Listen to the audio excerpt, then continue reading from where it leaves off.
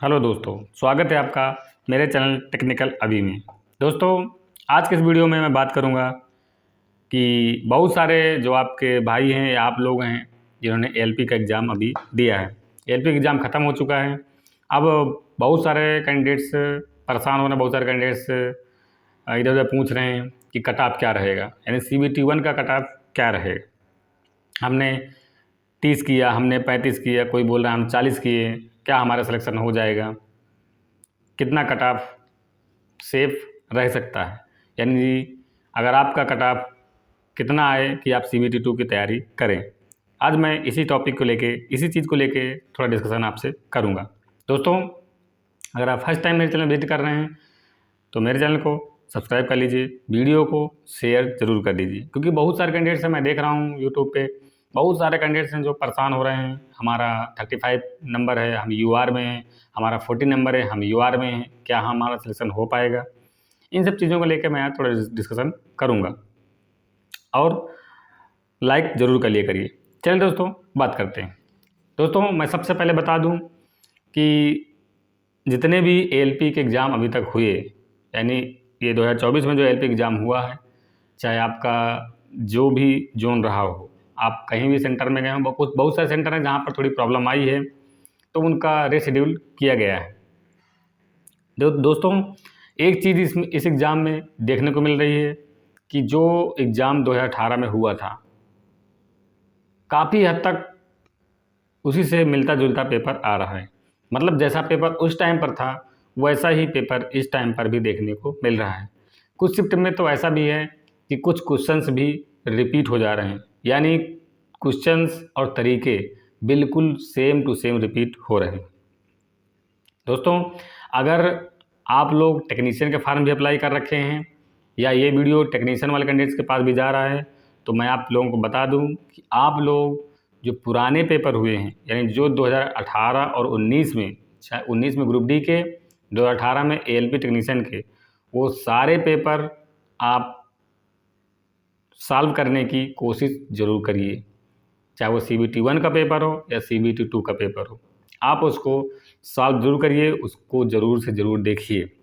देखेंगे तो आपको उससे बहुत एडवांटेज मिलेगा, बहुत बेनिफिट मिलेगा, क्योंकि टेक्नीशियन का एग्ज़ाम आपका दिसंबर में है।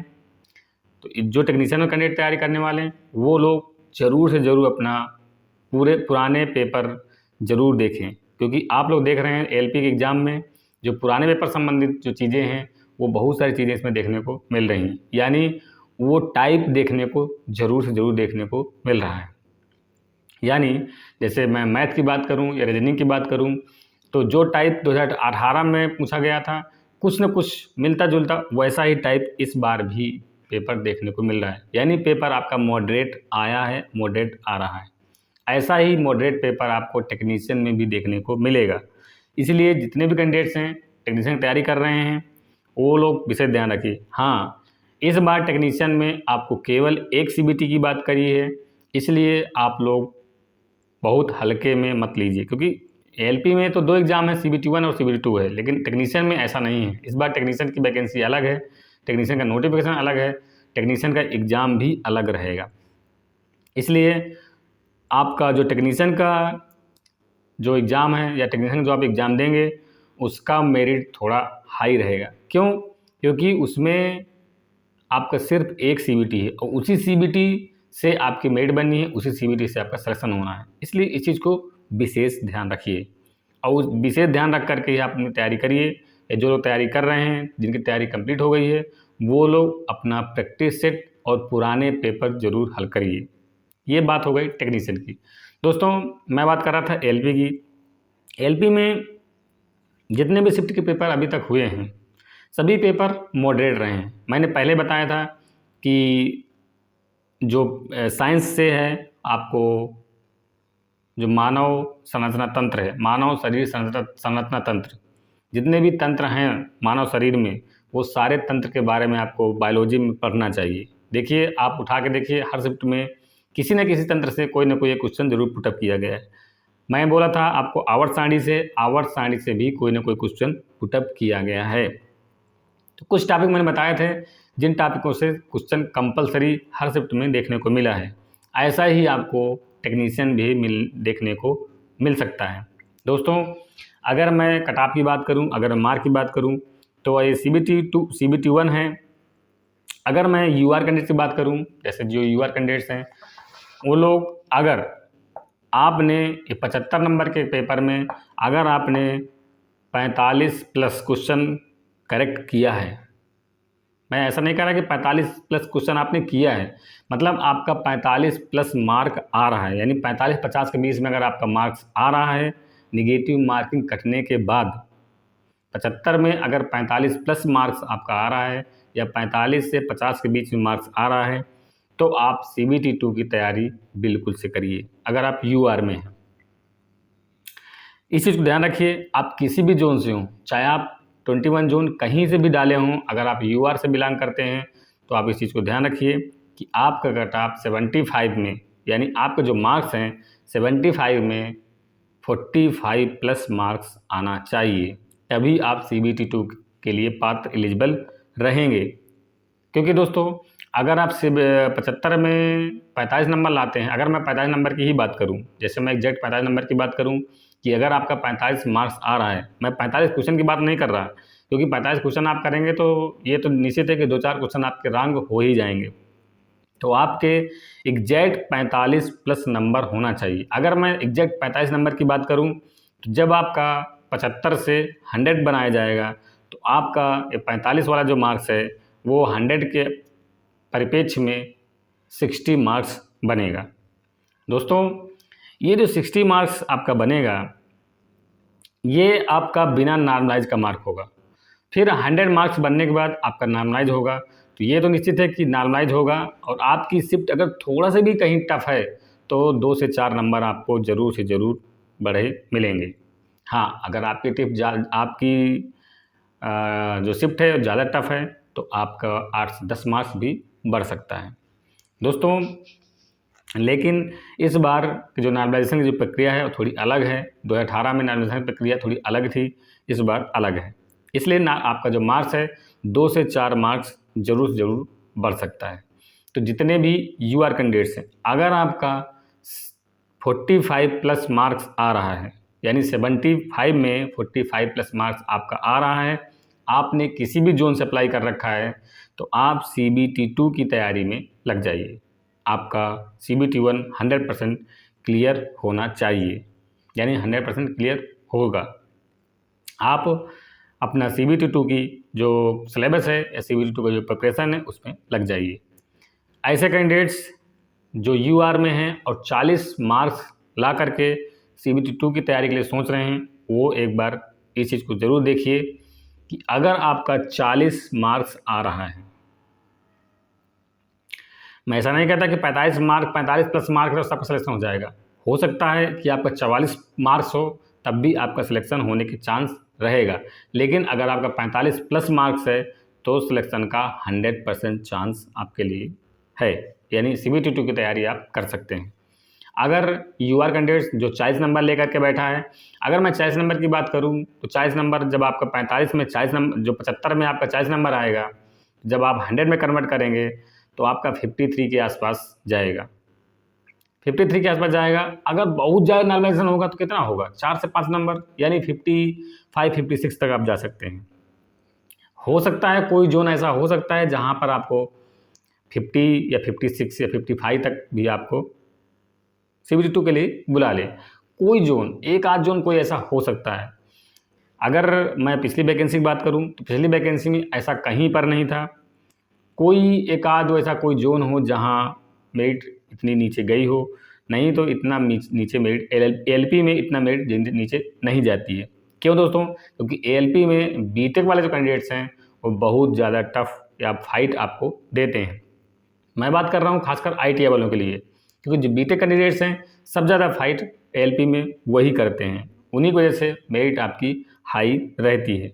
तो अगर आपका UR में 45 प्लस मार्क्स अभी है तो आप अपना CBT 2 के लिए प्रिपरेशन स्टार्ट कर दीजिए। इसी तरह अगर मैं OBC की बात करूं तो अगर OBC का जो मार्क्स है 75 में, वो आपको 42 प्लस मार्क्स आपको आना ही चाहिए। यानी 42-43 प्लस मार्क्स आपका आना चाहिए। अगर आप 45 तक जाते हैं तो और अच्छी बात है, क्योंकि दोस्तों यूआर और जनरल का कट ऑफ बहुत ज़्यादा अंतर नहीं आता है। इसलिए इस चीज़ को ध्यान रखें कि यूआर और जनरल का, यूआर का और ओबीसी का जो कट ऑफ है वो बहुत डिफरेंस नहीं रहता है। तो जितने भी ओबीसी कैंडिडेट्स हैं उन लोगों को भी यूआर की कट ऑफ के आसपास तक पहुंचना पड़ेगा। दोस्तों आप ये मत सोचिए कि आपका 40 नंबर है, आप यूआर कैटेगरी में हैं तो आपका सिलेक्शन हो जाएगा। क्यों? क्योंकि आपकी शिफ्ट टफ है।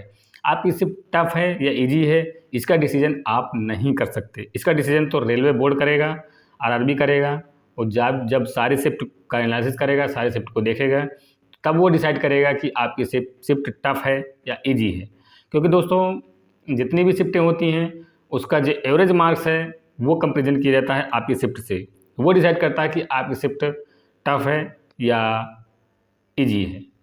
दोस्तों अगर आपकी शिफ्ट टफ है तो आप ये मान लीजिए कि हो सकता है आपका 40 नंबर में भी यूआर में सिलेक्शन CBT 2 के लिए हो जाए।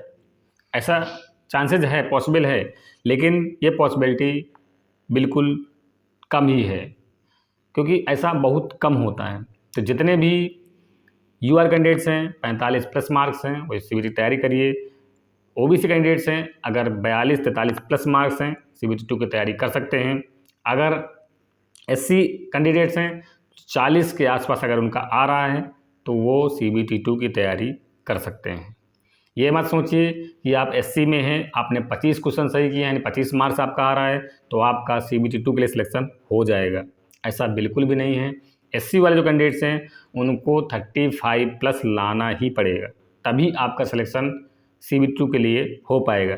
ये बात दोस्तों मैं फिर से बता दूं, ये बात मैं विशेष बता रहा हूं जो ITI कैंडिडेट्स हैं, क्योंकि ITI कैंडिडेट्स का ही मार्क्स कम आता है। बाकी जितने भी बीटेक कैंडिडेट्स हैं सभी का मार्क्स ज़्यादा रहता है, तो उनको दिक्कत नहीं है, प्रॉब्लम होती है ITI वाले के लिए। इसलिए आप लोग इस चीज़ को ध्यान रखिए। अगर इस तरीके से आपका मार्क्स आ रहा है तो ये निश्चित है कि नॉर्मलाइजेशन में आपको 2 से 4 मार्क्स आपका बढ़ेगा, तो आपका कट ऑफ ज़्यादा ही रहेगा, आपको उसमें कोई दिक्कत नहीं होगी। यानी CBT 2 के लिए आपका सिलेक्शन हो सकता है, यानी हो जाएगा अगर आप इतना मार्क्स गेन कर पाते हैं तो। दोस्तों जितने भी कैंडिडेट्स हैं आप लोगों में से आपके जो शिफ्ट है या जो आपका एग्ज़ाम हुआ है उसमें आपने कितने मार्क्स गेन किए हैं। अगर आपको किसी चीज़ के लिए कोई डाउट है, आपको लगता है कि आपने इतने मार्क्स प्राप्त किए हैं, आपका सिलेक्शन होगा या नहीं होगा, तो आप मुझे कमेंट कर सकते हैं। मैं दोस्तों कोशिश करूँगा कि आपको जो आपकी प्रॉब्लम है उसके अनुसार आपको एक वीडियो दे सकूं या आपको कमेंट करके उसका रिप्लाई कर सकूं। दोस्तों आप में से जितने लोग ALP एग्ज़ाम दे चुके हैं या जिन लोगों का अभी एग्ज़ाम पोस्टपोन्ड हुआ था, एग्ज़ाम होने वाला है, जो एक दो शिफ्ट का एग्ज़ाम कैंसिल हुआ था, वो शिफ्ट का एग्ज़ाम होने वाला है या जो भी शेड्यूल आएगा उस पर होगा, वो लोग विशेष ध्यान रखिए। आपने एग्ज़ाम दे लिया है, आपने पेपर दिया है, आपको पेपर का लेवल मालूम हो गया है, उस लेवल से जो बचे हुए दिन हैं उन दिनों में आप अपनी अच्छी प्रिपरेशन करिए और जल्द से जल्द अच्छा एग्ज़ाम करिए और अपने आप को सेफ कर सकते हैं। दोस्तों इसी के साथ मैं एक चीज़ और बता दूं, यहाँ पे जितने भी टेक्नीशियन वाले कैंडिडेट्स हैं वो लोग भी अपना अच्छे से प्रिपरेशन करते रहिए, अपना प्रैक्टिस करिए और हाँ ओल्ड क्वेश्चन पेपर ज़रूर से हल करिए, चाहे वो ग्रुप D का हो, चाहे वो ALP का हो, चाहे टेक्नीशियन का हो। यहाँ तक कि अभी जो LP एग्ज़ाम हुआ है, अगर ये पेपर भी आपको कहीं से मिल जाए या आप कहीं से इसको डाउनलोड कर पाएँ तो आप इस पेपर को भी सॉल्व करने की कोशिश ज़रूर से ज़रूर करिए, आपके लिए बेनिफिट हो सकता है। दोस्तों आशा करता हूँ आपको वीडियो पसंद आएगा। किसी भाई को कोई दिक्कत है, कोई क्वेरी है, कोई प्रॉब्लम है, आप मुझे कमेंट करिए। मैं कोशिश करूँगा कि आपको जो आपकी प्रॉब्लम के अनुसार आपको वीडियो दे सकूं, जिससे आपको आपकी प्रॉब्लम से आपको सलूशन मिल सके। दोस्तों इस वीडियो को शेयर जरूर कर दीजिए, सभी दोस्तों को पहुंचा दीजिए और चैनल को सब्सक्राइब कर लीजिए। मिलते हैं दोस्तों अगले वीडियो में अगले नए टॉपिक के साथ, तब तक के लिए जय हिंद।